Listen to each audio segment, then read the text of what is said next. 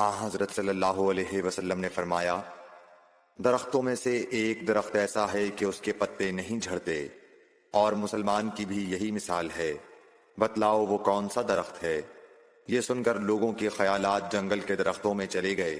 अब्दुल्लाह ने कहा कि मेरे दिल में आया कि बतला दूं कि वो खजूर का दरख्त है, लेकिन वहां बहुत बुजुर्ग मौजूद थे, इसलिए मुझको शर्म आई। आखिर सहाबा ने अर्ज किया, या रसूल अल्लाह, आप ही बयान फरमा दीजिए। आप सल्लल्लाहु अलैहि वसल्लम ने बतलाया कि वो खजूर का दरख्त है। Like, share and subscribe for more videos.